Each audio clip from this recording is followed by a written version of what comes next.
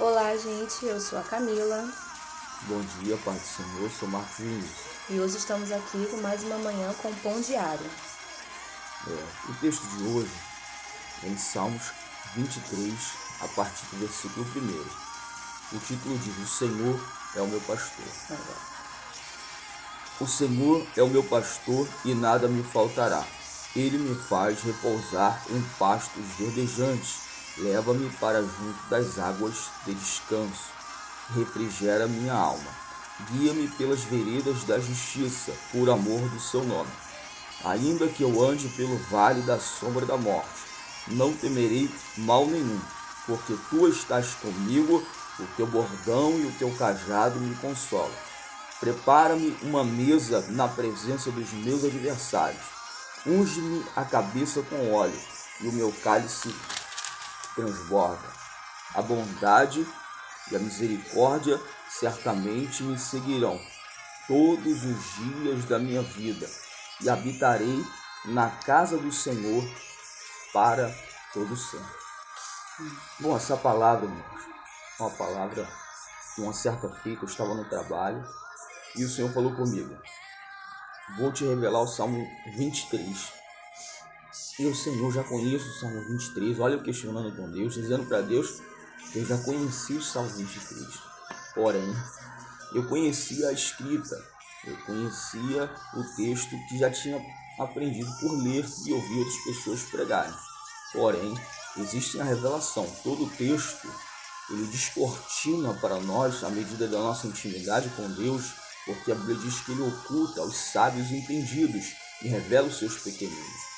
Então, naquele momento, ele queria me revelar o Salmo de número 23. E o Senhor ele foi falando comigo acerca desse salmo tão maravilhoso que eu creio que vai impactar a sua vida. O salmo de número 23, ele inicia, é um salmo de Davi. E ele inicia dizendo que o Senhor, ele é o seu pastor, ou seja, Davi ele estava fazendo menção de uma experiência que ele estava vivendo no campo pelo fato dele ser um pastor. E pelo fato dele ser um pastor, uma certa feita, ele mesmo vai dizer isso a Saul quando ele foi à peleja contra o gigante filisteu, o gigante Golias. E ele vai revelar que ele já tinha tido experiência com Deus no campo, porque certa feita ele apacentava as ovelhas de seu pai, quando de repente veio o leão, veio um urso, e assim ele protegeu as ovelhas de seu pai, matando aquele leão e matando aquele urso. Então ele era um homem, ele tinha um certo cuidado especial. E nessa experiência que ele teve no pasto com as ovelhas, ele assemelhava isso o próprio cuidado de Deus para com ele, revelando sim que Deus é o pastor e que ele seria a ovelha. Ele teve experiências para com Deus. E aqui, depois dessa pequena introdução, desse versículo inicial, nós precisamos ter experiências para com Deus. A Bíblia ela tem que nos levar a vermos os milagres de Deus para a nossa vida. Ele já estava experimentando milagres. A fé ela tem que nos levar a experimentar aquilo que Deus tem para nós, as experiências. E eu separei só um texto, já vou voltar aqui para o texto de Salmo 23, que está no livro de Marcos. O livro de Marcos, capítulo de número 16, versículo de número 19, diz assim: de fato, o Senhor Jesus, depois de lhe ter falado, foi recebido no céu e assentou-se à destra de Deus.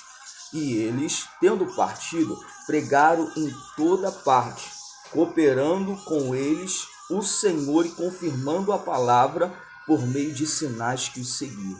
Então a palavra ela tem que me levar a uma experiência com Deus. A palavra ela vai trazer sinais para a sua vida. E foi isso que o pastor estava vivendo, o pastor Davi. E agora ele está dizendo que ele era como aquelas ovelhas que um dia ele cuidou e que o Senhor estava cuidando dele. Observe, todos os salmos ele tem um período determinado, uma data específica. Normalmente Davi louvava a Deus por uma guerra que ele vencia, ou se não após até mesmo o pecado. Vai ter alguns salmos, o Salmo 51 foi após Davi ter caído, e ele vai falar acerca daquilo que ele estava vivendo. Então logo nós temos alguns salmos que refletem um período de vida, e esse salmo de número 23, ele vai revelar alguns períodos da vida de Davi. Observe, ele já está dizendo que o Senhor é o seu pastor, nada vai lhe faltar. Ele vai levar em pastos verdejantes, guiar ele mansamente às águas tranquilas. Foi a experiência do pasto. Logo depois, ele vai dizer assim, olha: prepara-me uma mesa na presença dos meus adversários, unge a minha cabeça com óleo, e o meu cálice transborda. E o Senhor, naquele dia do trabalho, falando comigo, e o Senhor começou a me fazer lembrar da passagem onde o profeta Samuel o Senhor mandou na casa de Jessé o profeta Samuel para ungir um dos filhos de Jessé para que pudesse ser rei. E ali todos foram colocados à mesa, passou Eliabe, Abinadab, Samar, homens belos, homens a qual Samuel disse: está perante mim ungido do Senhor. Porém o Senhor repreendeu e disse: Samuel, não olhe para a sua aparência, porque o Senhor, ele olha aquilo que está dentro, aquilo que está no coração, aquilo que está o espírito do homem. O Senhor contempla, ele tem esse olhar que contempla o nosso íntimo. Então o Senhor não havia os escolhido pela sua beleza ou pela sua aparência, mas o escolhido do Senhor estava simplesmente no pasto. Ele foi chamado e foi sentado à mesa. Observe que havia-se uma inimizade desses irmãos, porque as famílias no Antigo Testamento, elas eram homens que tinham mais de uma mulher, chamado período de poligamia. E esses homens, por ter mulheres diferentes, nasciam filhos de mulheres diferentes. E isso dava muito ciúme, muitas inimizades. Quando Davi vai levar aqueles utensílios que o pai manda ele levar para o capitão na batalha, eles vão dizer: que vieste aqui? Vieste sondar a peleja? Então havia-se uma inimizade. Havia uma inimizade entre os irmãos de Davi. Quando Davi chega à mesa, Samuel vai dizer: ninguém vai sentar à mesa sem que antes esse moço chegue. Perguntou se não havia ninguém. Tem um sim no pasto. Manda trazer ele, não sentaremos à mesa enquanto ele não chegar. Se você vai observar esse texto em 1 Samuel, capítulo de número 17, 16, se não me falha a memória. E ali vem Davi. Quando eles sentam à mesa, seja em pé ou seja sentado, Samuel ele pega o azeite e vai ungir Davi. E ele unge na presença, ali não era uma inimizade contra os filisteus, mas era uma inimizade de rejeição. Era uma inimizade de atritos que pode existir sim numa família. E eu quero te dizer, Deus, ele pode trazer honra onde você está vivendo.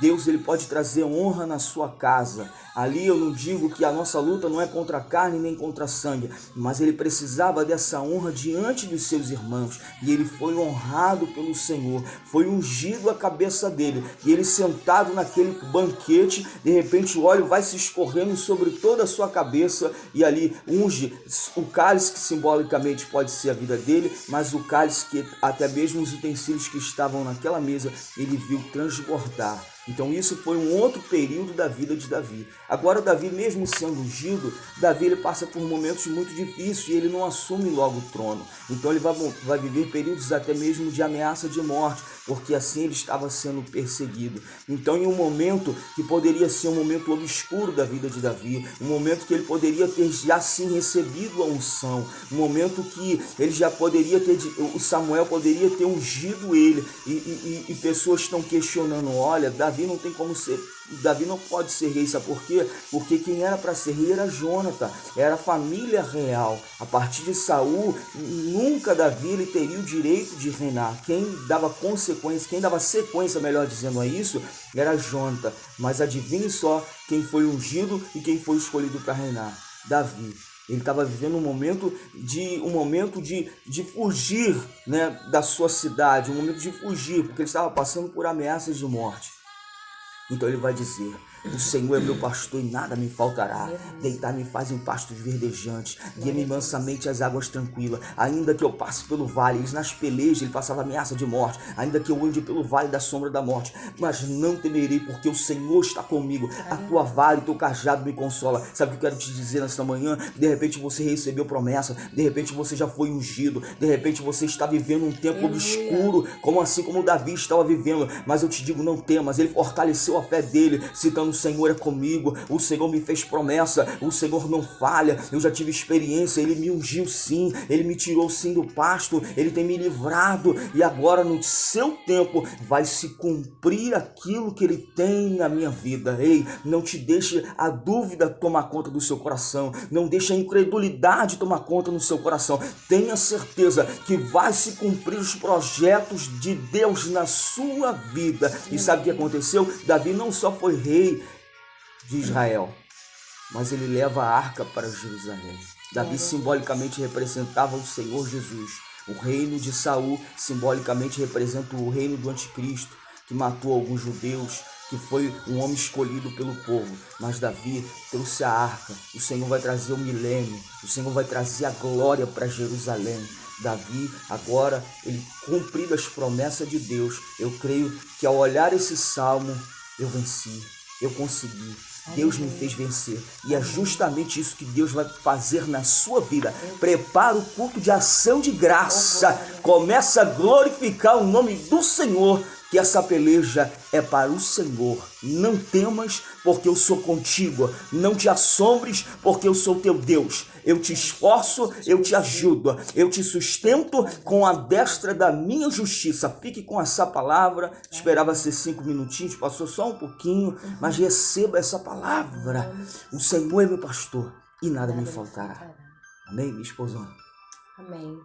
Espero que com certeza Deus tenha falado ao seu coração, né? E que venha ser frutificado no seu coração essa mensagem, essa palavra, né? E que você venha tomar posse, profetizar, né? Porque nós precisamos não só ser ouvintes, mas praticantes. E a gente começa a praticar a partir do momento que a gente profetiza em nós mesmos, né? Eu sou vencedor, eu vou vencer, eu já venci. Né? Amém. Então, vai fazer oração? Vamos fazer uma oração. Vamos fazer uma oração para abençoar a sua vida e a sua casa. Vou dar a mão à minha esposa aqui. Se você depois tiver família na sua casa, chame sua família para, talvez, seus filhos, seu esposo, sua esposa, para assistir juntos e dizer que o Senhor é nosso pastor e nada nos faltará. Senhor, muito obrigado, Pai. Toma esse dia nas tuas mãos, toma essa manhã, esse pão diário que vem alimentar a nossa vida. E como já foi falado, Senhor, que nós vamos ter experiências no dia de hoje com o Senhor, que é o nosso pastor, o Senhor que nos dá livramento, o Senhor que nos apacenta. Senhor, muito obrigado, Senhor. Nós cremos na Tua palavra e que tudo que foi proferido da Sua parte, Senhor, ó Papai, irá se cumprir em seu tempo. Nos sustenta para, Senhor, podermos glorificar o Senhor em todos os momentos da nossa vida. Muito obrigado.